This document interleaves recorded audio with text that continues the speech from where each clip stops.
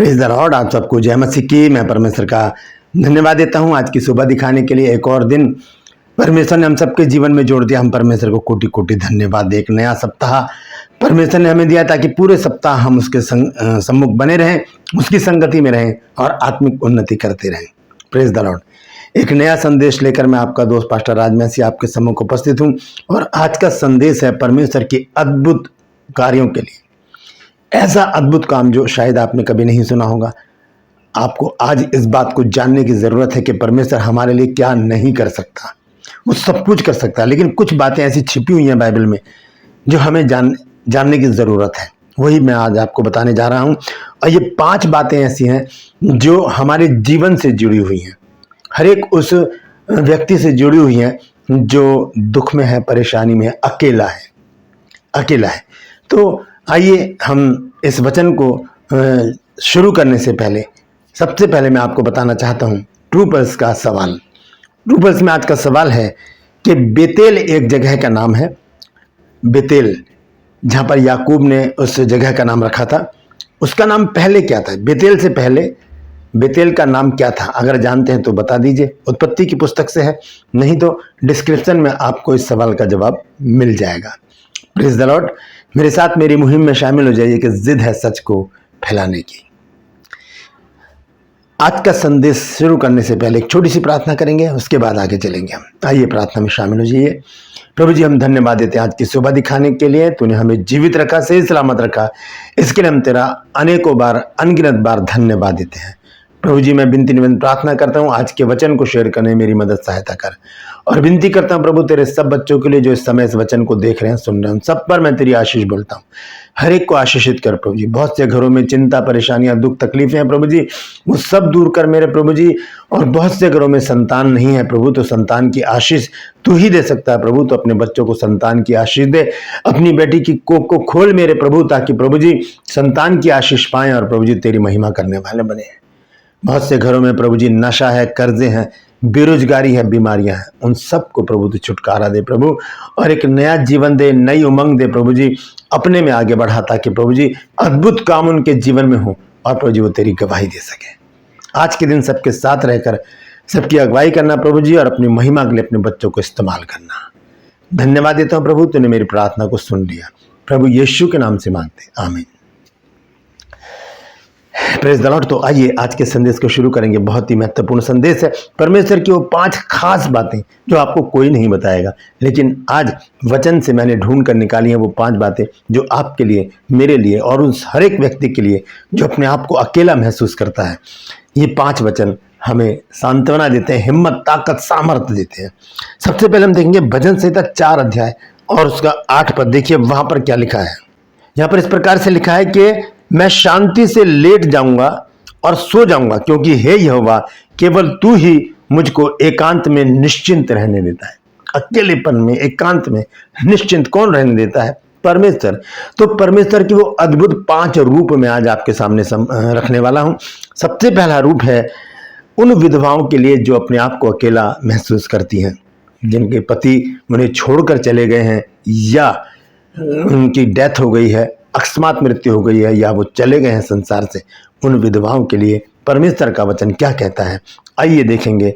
यशायाह नबी की पुस्तक 54 अध्याय और उसका 4 और 5 पद लिखा है। मत डर क्योंकि तेरी आशा फिर ना टूटेगी, मत घबरा क्योंकि तू फिर लज्जित ना होगी। ये परमेश्वर का वचन है उन विधवाओं के लिए जो दुखी हैं, परेशान हैं, जो अपने आप को सोचते हैं कि मैं अकेली हूं।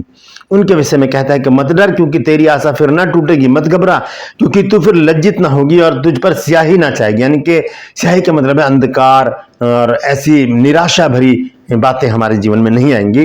लिखा है कि तू अपनी जवानी की लज्जा भूल जाएगी और अपने विधवापन की नाम धराई को फिर स्मरण ना करेगी। 5 पद में देखिए परमेश्वर का वचन क्या कहता है विधवाओं के लिए। वो कहता है क्योंकि तेरा कर्ता तेरा पति है, उसका नाम सेनाओं का यहोवा है। Praise the Lord.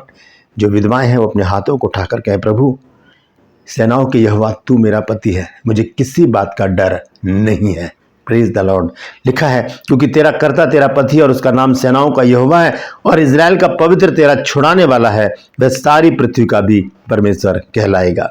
Praise the Lord. तो ये विधवाओं के लिए बहुत ही सटीक सामर्थ्य वचन है उनको। जब ये बार बार इसको आप पढ़ें, पूरे दिन में लगभग 24 बार इस वचन को पढ़ें, क्योंकि पूरे दिन में 24 घंटे होते हैं, हर घंटे आप इस वचन को पढ़ें तो आपके अंदर एक सामर्थ्य आएगी और आपको परमेश्वर बिल्कुल अपने नज़दीक नजर आएगा और आप समझ लेंगे कि हाँ, यही मेरा पति है, मुझे किसी का डर नहीं है, क्योंकि शुरू में ही लिख दिया है 4 पद में कि मत डर। तो प्रभु का धन्यवाद देते हैं कि प्रभु ने विधवाओं के लिए अपने आप को रखा है, एक अद्भुत रूप लेकर परमेश्वर विधवाओं के लिए आया है। Praise the Lord. दूसरा रूप है परमेश्वर का पिता। जब वो पिता बन जाता है, हमारा अनाथों का भी पिता बनता है, हर एक का वो पिता बन जाता है। आइए देखेंगे 2 कुरिन्थियों 6 अध्याय और उसका 17 और 18 पद। 2 कुरिन्थियों 6 अध्याय 17 और 18 पद में लिखा है, इसलिए प्रभु कहता है कि उनके बीच में से निकलो और अलग रहो और अशुद्ध वस्तु को मत छुओ, तो मैं तुम्हें ग्रहण करूंगा। 18 पद में वो कहता है, मैं तुम्हारा पिता होऊंगा और तुम मेरे बेटे बेटियां होंगी। यह सर्वशक्तिमान प्रभु परमेश्वर का वचन है। कब हम जब गलत बातों से बाहर निकल कर आएंगे, परमेश्वर हमारा पिता बन जाएगा। लेकिन उससे पहले एक और वचन है जो मैं आपको अब बताना चाहता हूं, वो है यूहन्ना रचित सुसमाचार 1 अध्याय का 12 पद। वहां लिखा है, जितनों ने उसे ग्रहण किया उसने परमेश्वर की संतान होने का उन्हें अधिकार दिया, अर्थात उन्हें जो उसके नाम पर विश्वास करते हैं। हम परमेश्वर की संतान बन जाते हैं, परमेश्वर हमारा पिता बन जाता है। इसीलिए हम हे अब्बा और हे पिता कहकर परमेश्वर से विनती निवेदन प्रार्थना करते हैं और हमारी प्रार्थनाओं को वो ग्रहण करता है, वो पिता बन जाता है, वो पति बन जाता है। तीसरा रूप है जो प्रभु का, वो है माँ। वो माँ भी बन जाता है। कैसे? आइए देखेंगे यशायाह नबी की पुस्तक उसका 66 अध्याय और उसके 13 पद में देखेंगे क्या लिखा है। जिस प्रकार माता अपने पुत्र को शांति देती है, वैसे ही मैं भी तुम्हें शांति दूंगा। तुम्हें यरूशलेम में ही शांति मिलेगी। यानी यरूशलेम मतलब घर में ही शांति मिलेगी। लिखा है, जिस प्रकार एक माँ अपने बच्चे को दुलारती है, प्यार करती है, उसका ख्याल रखती है, हर एक अच्छी बुरी बातों में उसका ध्यान रखती है, वो ये देखती है कि वो गलत रास्ते पर ना चला जाए, वो सही रास्ते पर चले, हर एक बात की चिंता माँ करती है और उसे सांत्वना देती है। अगर बच्चा परेशान होता है तो कहती है, चिंता मत कर बेटा, मैं तेरे साथ हूँ। ऐसे ही परमेश्वर भी हमें माता की तरह तसल्ली देता है, शांति देता है। वो कहता है कि जिस प्रकार माता अपने पुत्र को शांति देती है, वैसे ही मैं भी तुम्हें शांति दूंगा, तुमको यरूशलेम में ही शांति मिलेगी। जिन बच्चों के माँ नहीं है, जो सोचते हैं कि हम अकेले हैं, उनके लिए परमेश्वर उनकी माँ बनकर खड़ा है। वो उन्हें शांति देता है, कहता है, चिंता मत करो, मैं तुम्हारे साथ हूँ, मत डरो, ढाढ़स बांधो, मैं हूँ। Praise the Lord. तो ये तीसरा रूप है परमेश्वर का। चौथा रूप देखिए, बहुत ही बेहतरीन है। वो हमारा भाई बनकर खड़ा हो जाता है। एक बड़ा भाई क्या नहीं करता अपने छोटे भाइयों के लिए। अगर आपके पास कोई बड़ा भाई नहीं है तो इस वचन को आप बार बार पढ़िए, आपको महसूस होगा कि आपका एक बड़ा भाई है जो आपका ख्याल रखता है। आइए देखेंगे, यह है रोमियो की पुस्तक उसका 8 अध्याय और उसका 29 पद है। यहाँ पर लिखा है, क्योंकि जिन्हें उसने पहले से जान लिया है, उन्हें पहले से ठहराया भी है कि अब उसके पुत्र के स्वरूप में हो, ताकि वह बहुत भाइयों में पहलौठा ठहरे। कौन? प्रभु यीशु मसीह। भाइयों में पहलौठा, वो हमारा भाई बन जाता। अगर आपके पास भाई नहीं, चिंता मत कीजिए, आप अकेले नहीं हैं, आपके पास एक भाई है जिसका नाम है प्रभु यीशु मसीह। वो हमारा बड़ा भाई है। वो बड़ा भाई करके हमारी देख रेख करता है, हमारी चिंता करता है, हमारी ज़रूरतों को पूरा करता है और हमें अपने साथ लेकर चलता है। Praise the Lord. आखिरी रूप देखेंगे प्रभु का, ये सबसे अलग है, ये सबसे अलग है। हम संसारिक रीति से भी देखें, माँ बाप भाई बहन सब रिश्तेदार छोड़कर चले जाते हैं, लेकिन एक दोस्त, एक मित्र होता है जो हमेशा हमारे साथ रहता है। हम उसके कंधे पर अपना सर रखकर रो सकते हैं और अपने हृदय की एक एक बात उससे कह सकते हैं। वो हमारा मित्र है प्रभु यीशु मसीह। आइए देखेंगे यूहन्ना रचित सुसमाचार 15 अध्याय 13, 14 और 15 पद में पढ़ेंगे कि वहां पर क्या लिखा है। लिखा है, इससे बड़ा प्रेम किसी का नहीं कि कोई अपने मित्रों के लिए अपने प्राण को दे। यीशु मसीह कह रहे हैं। फिर 14 आयत में कहते हैं, जो कुछ मैं तुम्हें आज्ञा देता हूं, यदि उसे करो तो तुम मेरे मित्र हो। और 15 पद में वो एक ऑफर देते हैं हमको, एक रिश्ता हमारे साथ जोड़ लेते हैं। क्या कहते हैं, अब से मैं तुम्हें दास ना कहूंगा, क्योंकि दास नहीं जानता कि उसका स्वामी क्या करता है, परंतु मैं तुम्हें मित्र कहा, मैंने तुम्हें मित्र कहा है, क्योंकि मैंने जो बातें अपने पिता से सुनी वो तुम्हें बता दी।